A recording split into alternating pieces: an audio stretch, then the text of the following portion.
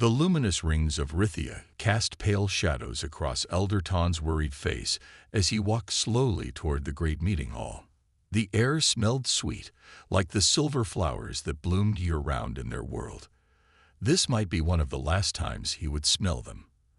The thought made his chest tighten with grief.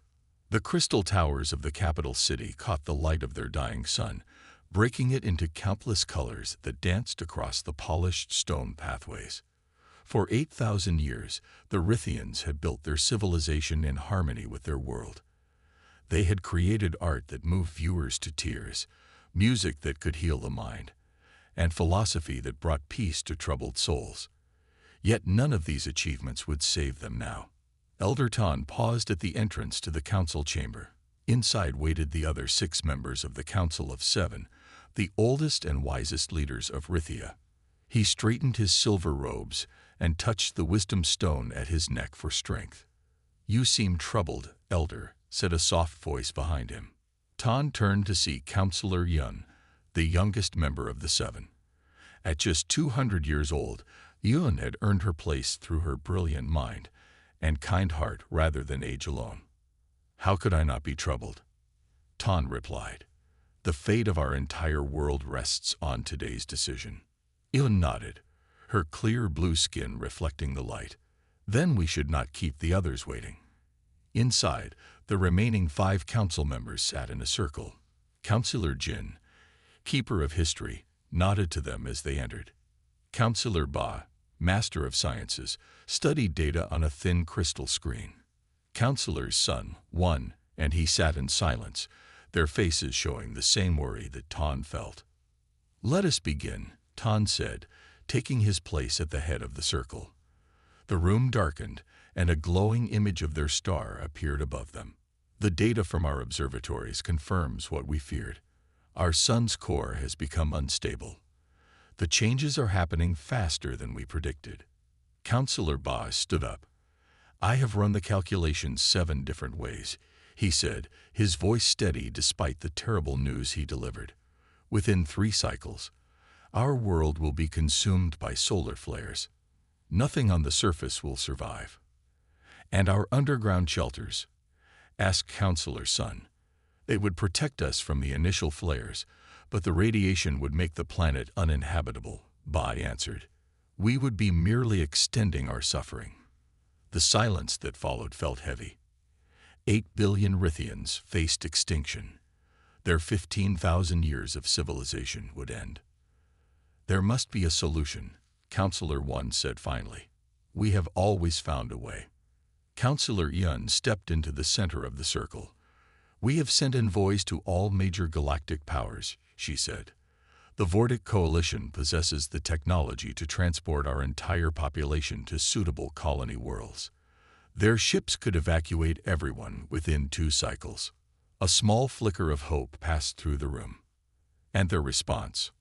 asked Ton, though he suspected the answer. Yun's shoulders dropped slightly. They calculated the cost-benefit ratio and declined. They said the resources required would set back their expansion plans by 50 years, and our people offer no technological or strategic advantage to justify such investment. "What of the Navan Alliance?" asked Counselor He. "They pride themselves on their ethical standards. They claim their policy of non-interference prevents them from altering the natural cosmic order," Yun replied bitterly. The others were equally pragmatic in their refusals. The council chamber fell silent again. The Rithians, for all their cultural and philosophical achievements, had little to offer the established powers. Their technology had always focused inward, on harmony and balance, rather than outward exploration or resource acquisition. They had no valuable minerals that couldn't be found elsewhere, no weapons that would interest military powers, no secrets worth trading for the lives of billions. "So we are to simply accept our fate?" Counselor Jin asked, his voice breaking. 8,000 years of history, art, knowledge, all to be lost. Ton closed his eyes. The weight of leadership had never felt so heavy. "We have always taught that all life follows natural cycles. Perhaps this is our end cycle." "No," Yun said firmly. There is one final option. All eyes turned to her. A transmission, she continued hesitantly, not targeted at the major powers, but broadcast to all worlds, regardless of development stage. A plea for mercy, for basic compassion. To the primitive worlds. Elderton's brow furrowed deeply. What could they possibly offer? Many haven't even achieved space travel. Some have, Yun replied. Not interstellar travel, perhaps, but they're close. And they may not be bound by the cold logic of the established powers. You speak of emotion, said Counselor Bod with a hint of dismissal. Primitive species are ruled by feelings, which make them unpredictable and dangerous.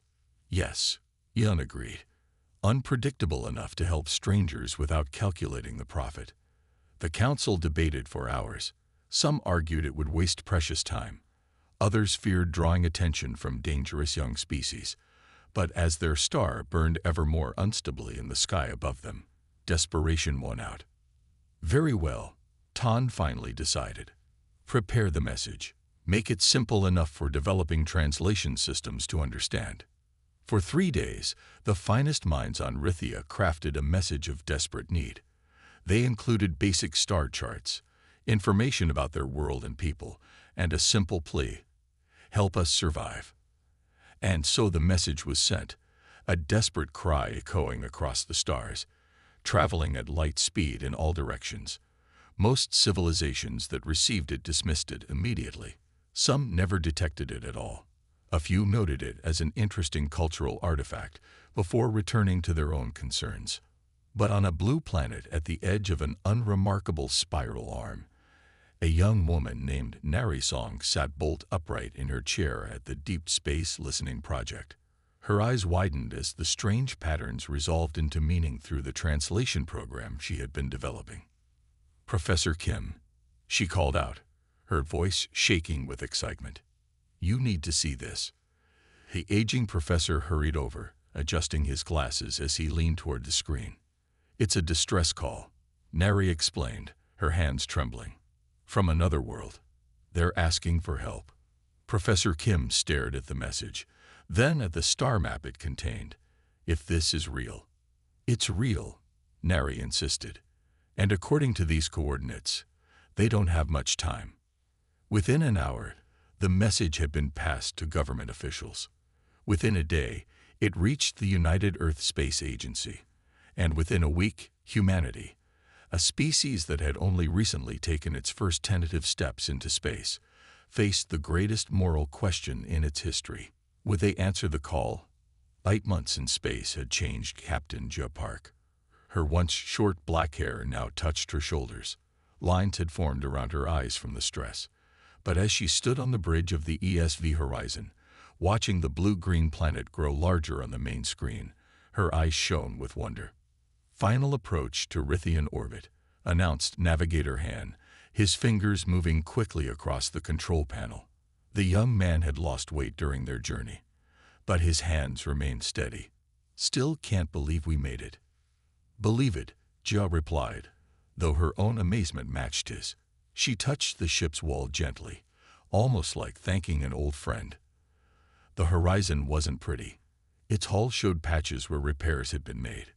Inside, cables hung from ceilings, and temporary fixes had become permanent features.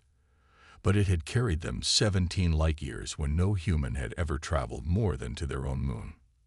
Lieutenant Damie, their communications expert, had barely slept in 3 days. Since they entered the Rithian solar system, she had worked non-stop to improve their translation software. Now she approached with a tablet in hand, dark circles under her eyes. Captain, we're receiving transmission from the surface, she said. They're confused. Confused. About what? About why we came. Gia frowned. Didn't they send a distress call? Yes, but Damie hesitated. From what I can tell, they didn't expect anyone to answer, especially not us. The bridge fell silent as everyone processed this information. Earth had thrown everything into this mission. The horizon carried their best people, their most advanced technology, and the hopes of an entire planet. For months, They had faced death daily as the experimental drive pushed the limits of physics. 3 crew members hadn't survived the journey. "Put them through," Ja ordered. The face that appeared on the screen wasn't human. The being had blue-tinted, almost translucent skin that seemed to glow from within. Its eyes were large, with no visible pupils, just swirling colors like an opal. Yet despite the alien features, Jia could clearly read the expression: shock. "Greetings," Jia said, keeping her voice steady. "I am Captain Jia Park of the Earth ship Horizon. We received your distress call and have come to help." After a moment of silence, the being responded in a musical voice that the translation software converted to flat mechanical words. "We did not expect. You are from the 3rd planet in System CR 7293. Yes, we call our planet Earth. Your species has achieved interstellar travel." Jia glanced at her crew before answering. "Just barely. The Horizon is our first and only vessel capable of such travel. The drive that brought us here was theoretical until we built it." Another long pause. "You risked an experimental vessel on an uncertain journey, for strangers." Dr. Bin, the ship's medical officer, whispered from behind Jia. "They really can't understand why we came." "We'll explain in person," Jia said to the screen. "Request permission to send a landing party to your coordinates." 6 hours later, Jia stood with a small team on the surface of an alien world. The air smelled sweet, like nothing she had experienced before.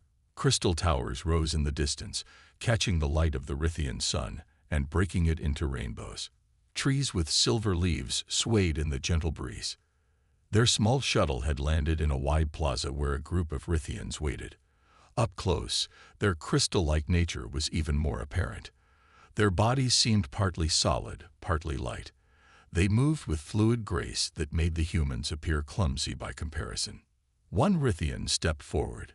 "I am Elder Tan, leader of the Council of 7. Welcome to Rithia." Jia bowed slightly. "Thank you for receiving us.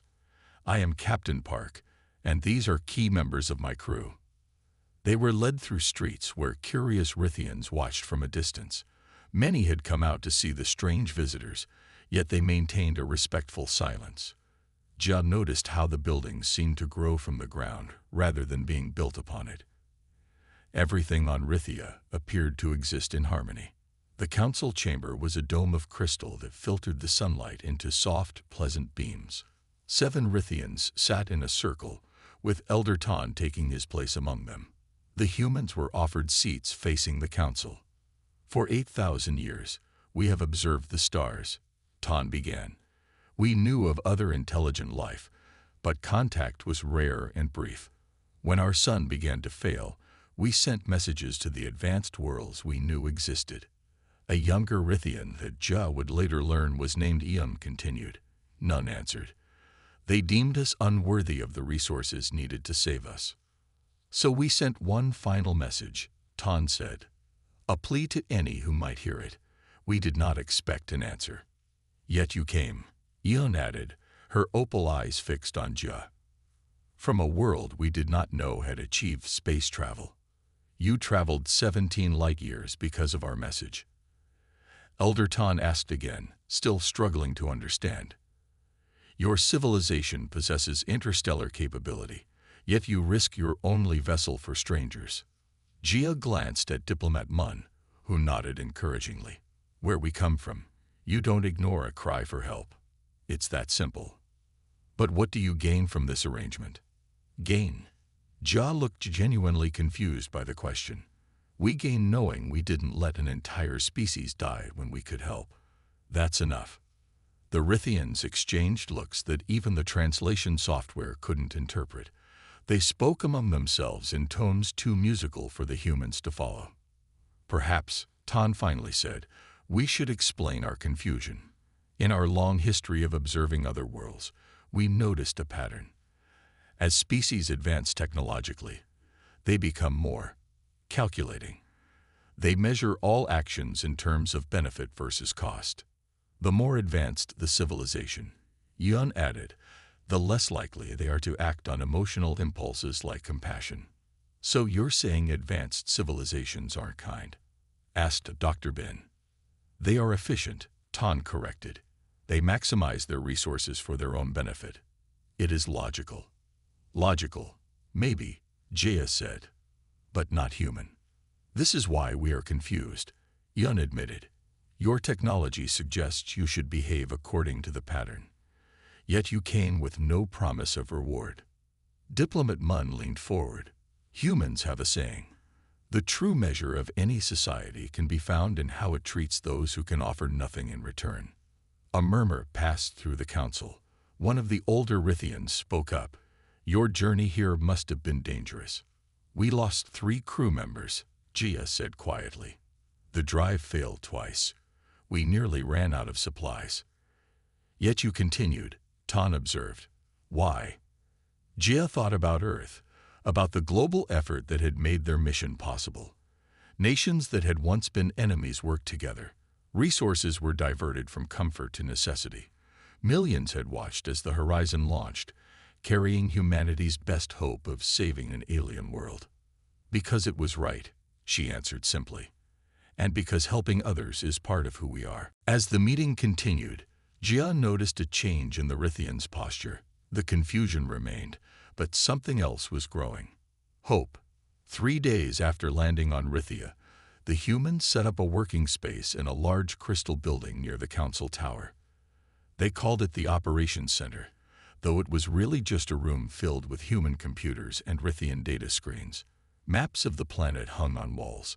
Charts showing star activity covered tables. The air smelled of coffee that the humans had brought from Earth and the sweet tea the Rithians served. Lieutenant Han had not slept much. Dark circles showed under his eyes as he stood before a large screen. Captain Jia, Elder Tan, and several other humans and Rithians watched as he pointed to numbers that no one wanted to see.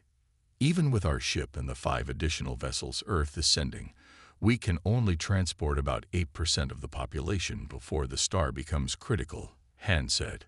His voice was flat, like he was trying to hide his feelings. The room grew very quiet. 8% meant most Rithians would die. It meant choosing who would live and who would not.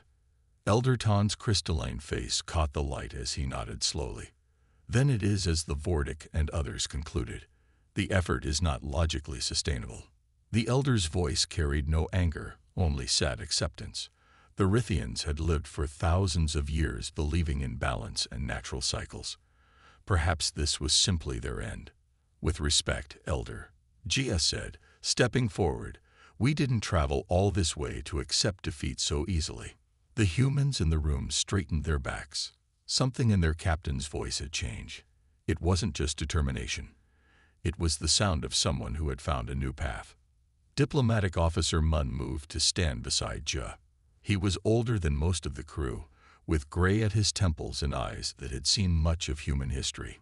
"Our history is filled with refugee crises, situations where the logical solution was to walk away," Mun said. "We rarely did." Counselor Yun, who had worked most closely with the humans, tilted her head.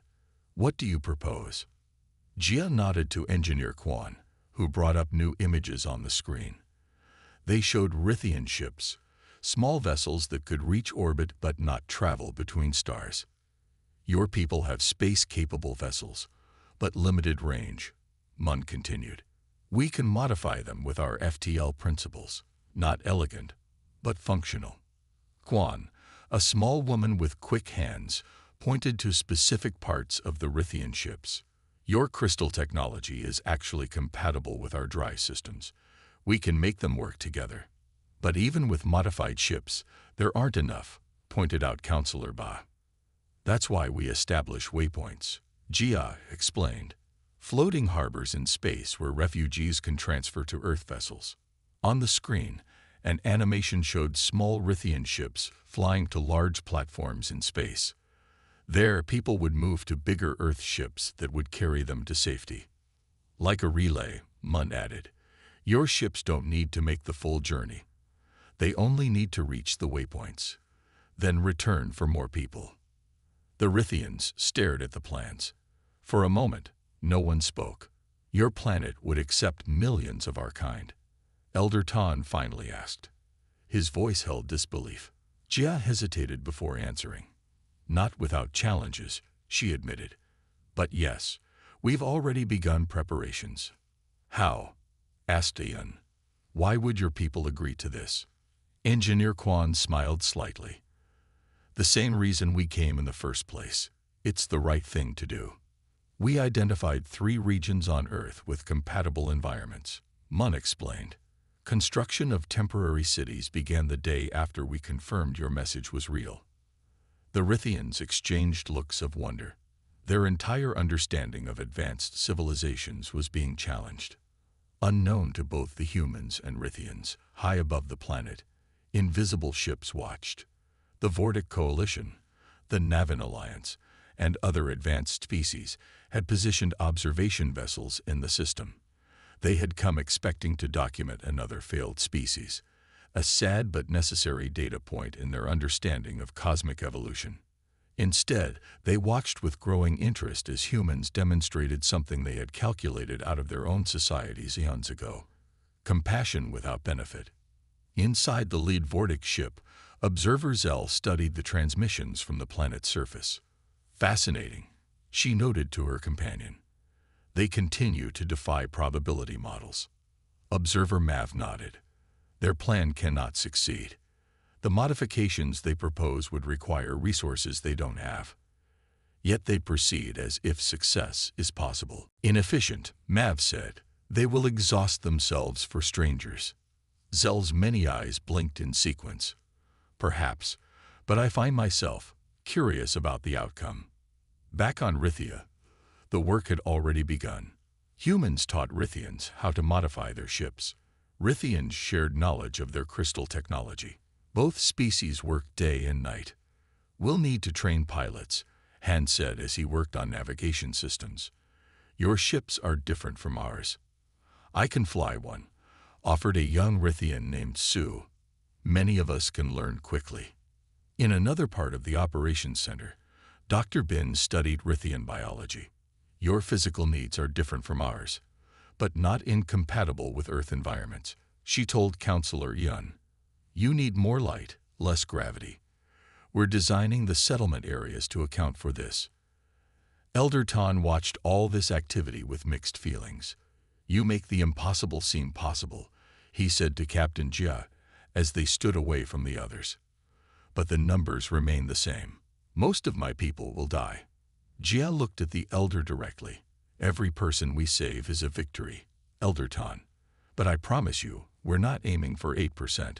We're aiming for everyone. How? Physics doesn't change because you wish it to. No, Jia agreed.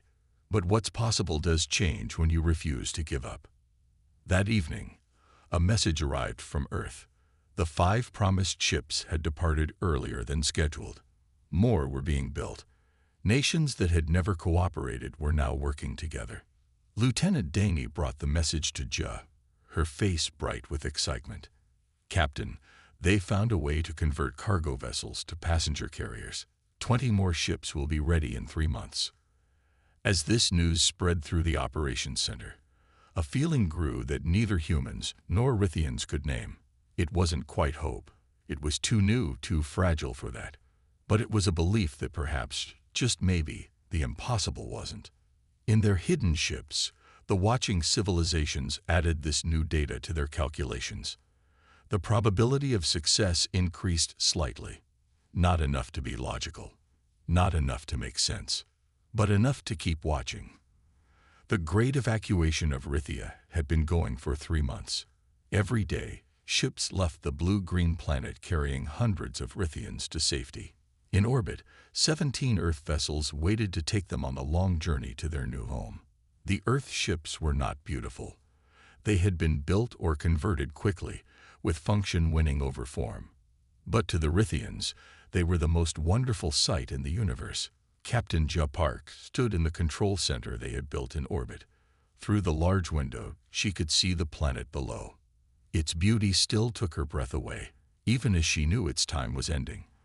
The sun that had given life to Rithia for millions of years now showed angry red flares more often.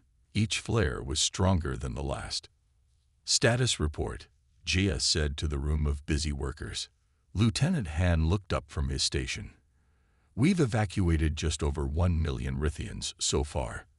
The third Earth fleet will arrive in 2 weeks with room for another million." "And the star?"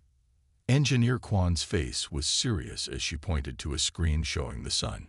"Activity is increasing. We have maybe 2 months before the major flares begin." Jia nodded. They were making progress, but not fast enough.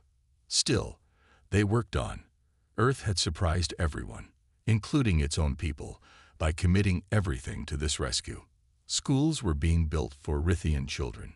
Homes were being prepared. Medical researchers studied Rithian biology to make sure they would thrive on Earth. Captain called out a young Rithian named Sue who had joined the control team. "The Sunrise just departed with 600 people. The Hopeful will be ready for loading in 1 hour." Gia smiled at Sue. The young Rithian had learned human languages quickly and now served as a bridge between the two peoples. "Thank you, Sue. Is your family on board yet?" "My parents will go on the Hopeful," Sue said. "But I'm staying until the end to help." Before Gia could answer, her communicator made a sharp sound. "Captain, we have a situation," reported Security Chief Da. His voice was tense. "Multiple unidentified vessels just entered the system. Very advanced design." Gia rushed to the main screen. What she saw made her stomach drop. 7 ships had appeared near the edge of the system. They were like nothing she had ever seen. Sleek, perfect shapes that seemed to bend light around them. They moved with impossible grace, covering the distance to Rithia in minutes rather than hours. "They're not answering our hails," Communications Officer Neri said, her fingers moving quickly over her panel. "Wait, now, they're sending a signal." The screen changed to show a face. At least, Gia thought it was a face. It had eyes. Too many eyes, and a mouth that didn't move when it spoke. Its skin was gray and smooth like polished stone. "That's a Vortic," whispered Elder Tan, who had entered the control room. "They were one of the powers that refused to help us." "I am Archon Vex of the Vortic Coalition," the being on the screen said. Its voice was flat and cold. "Humans of Earth, you interfere in matters beyond your understanding. The natural extinction of species is a galactic constant. Your actions create dangerous precedent." Gia stepped forward where the camera could see her clearly. "With respect, Archon, we're not interested in precedents, just saving lives. Your emotional reasoning is precisely why primitive species are typically quarantined until proper development," the Archon replied. "We cannot permit." "Cannot permit," Gia interrupted, feeling anger rise in her chest. "These are living beings, not statistics in your algorithms. You do not comprehend galactic balance," the Archon continued. "Species rise and fall according to natural laws. The Rithians' time has ended. Your interference disrupts patterns established over billions of years." On another screen, Gia could see the Vortic ships spreading out, surrounding the evacuation area. Behind them, more alien vessels appeared, different designs, but all showing the same advanced technology. "We have reports from Earth," Neri said quietly to Gia. "Similar ships have appeared in our system too." Counselor Yun stepped beside Gia. "Archon Vex, we once respected the Vortic for your knowledge. But today I see that for all your advancement, you have forgotten something important." "And what is that?" the Archon asked. "The value of a single life," Yun replied. The Archon's many eyes blinked in sequence. "Sentimental thinking. Inefficient. The universe functions on laws of." A loud alarm cut through the conversation. "Emergency," called Lieutenant Han. "The Hopeful has suffered engine failure. They're spinning out of control with 600 Rithians on board." On the screen behind the Archon's face, they could see the small ship tumbling dangerously, blue energy sparking from its damaged engine. It was heading toward one of the Vortic vessels. "Move your ship," Gia called to the Archon. "They can't control their path." "This is the consequence of using primitive technology," the Archon said, not moving. The logical solution is to let nature take its course. Gia slammed her hand on the emergency button. Launch Rescue Team 3. Within seconds, a small maintenance pod shot from the control station. Inside were two human engineers, Technician Jin and Technician Hoon. Their small craft raced toward the tumbling Rithian ship. "What are they doing?" the Archon asked, his tone showing genuine curiosity for the first time. "Saving lives," Gia replied simply. Everyone watched as the tiny pod maneuvered alongside the much larger Rithian vessel. It was dangerous work. One wrong move could destroy both ships. "The Hopeful's engine core is going critical," reported Han, his voice tight. "If it explodes, it will take out the rescue pod too." Through the communication channel, they could hear Technician Jin's voice. "Almost there. Hoon, prepare to connect the bypass circuit when I give the word." The pod matched the spin of the larger ship. Technician Hoon, in a spacesuit, left the pod connected by only a thin cable. He floated across to the Rithian ship, carrying repair equipment. "They're risking their lives," observed the Archon. "For strangers." "Not strangers," Gia corrected. "People." Minutes passed in tense silence. Then, "Connection established," came Hoon's triumphant voice. "Engine stabilizing." The Hopeful slowly stopped its dangerous spin. Blue sparks still flew from its damaged engine, but it was under control. The people in the control room cheered. On the screen, Archon Vex was silent for a long moment. His many eyes seemed to focus on something no one else could see. "Perhaps," the Archon finally said, "there are factors in our calculations we have overlooked." The other alien ships had moved closer. They too had witnessed the rescue. "Your species is young," the Archon continued. "Primitive in many ways. Yet you act in ways that defy our understanding. Is that good or bad?" Gia asked. "It is interesting," the Archon replied. "We have observed your efforts here. You cannot succeed. The numbers are against you." "We will succeed," Gia said firmly. "Every Rithian will have a chance."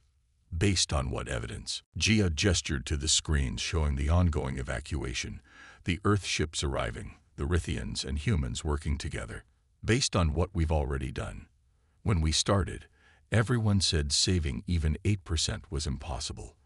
We've already moved over 12%, and we're just getting started." The Archon's ship moved, pulling back.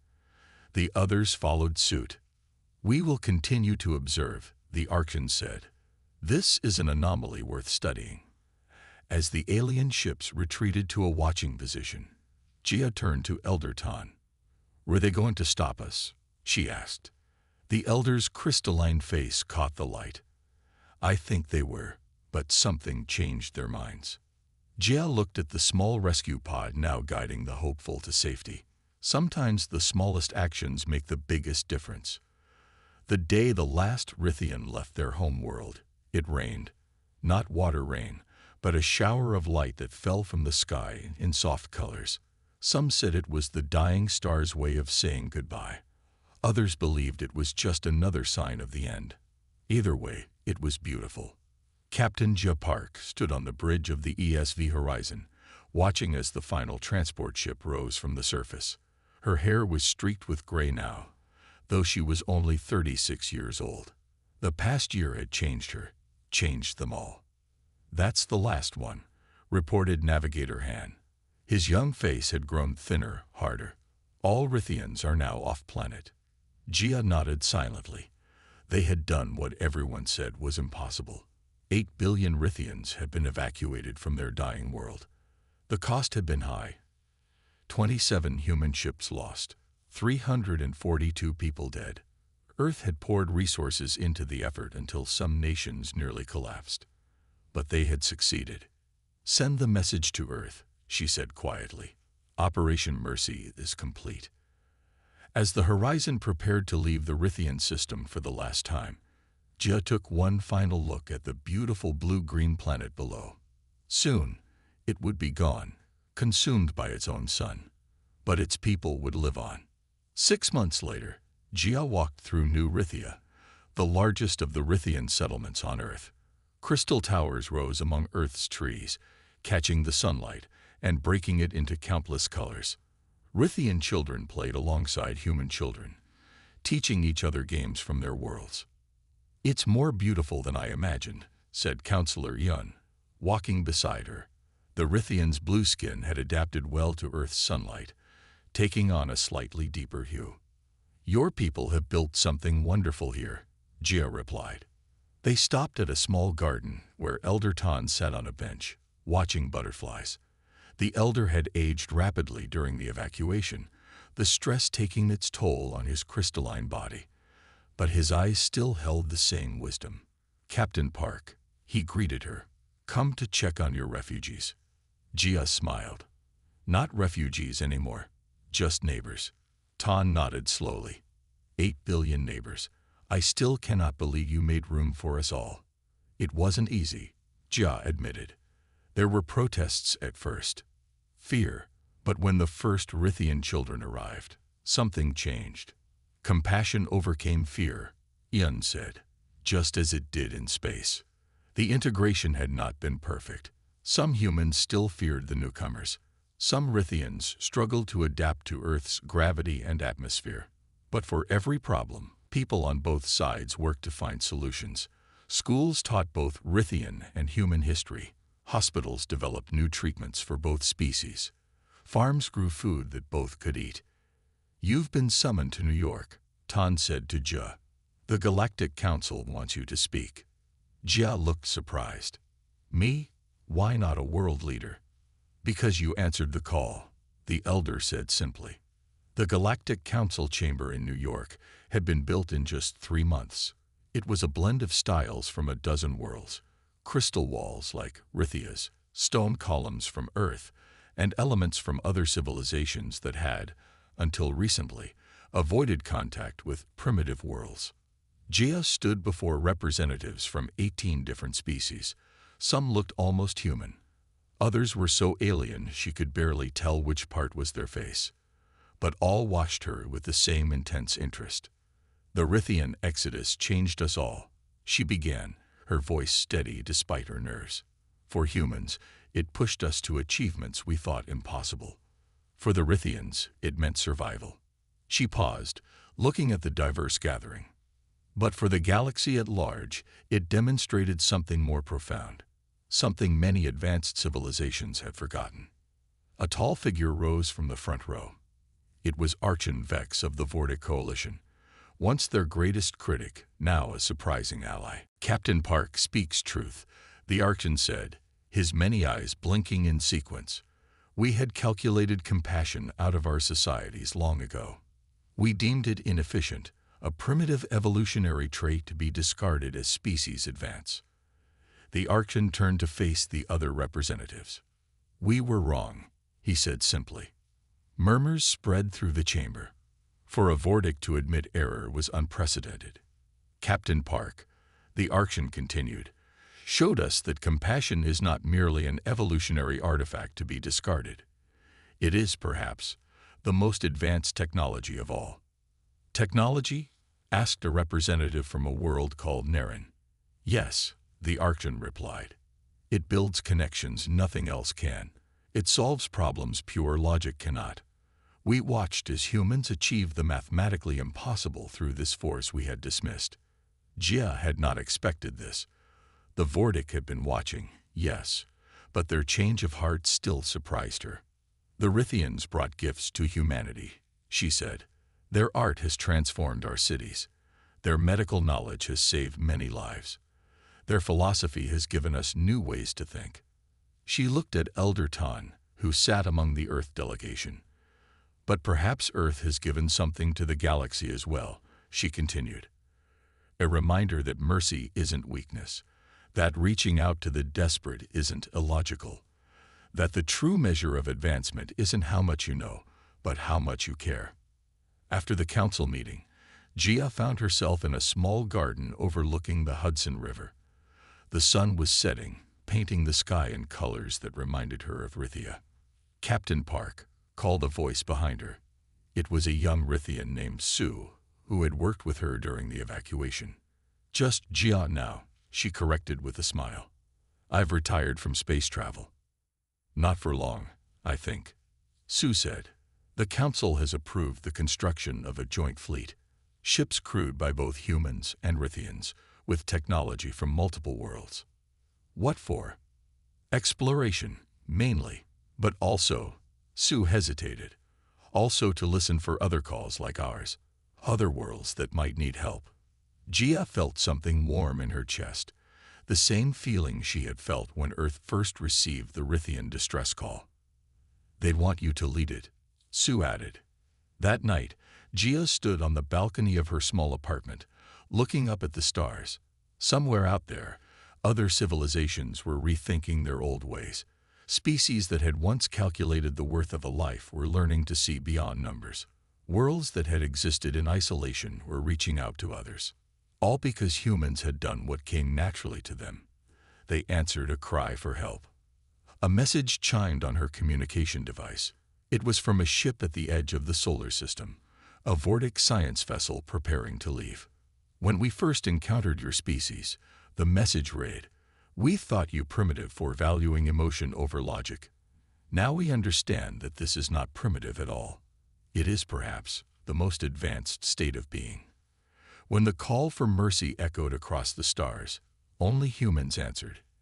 And in doing so, you awakened something long dormant in the heart of the galaxy itself. Jia smiled as she read the last line. We are listening now to the end.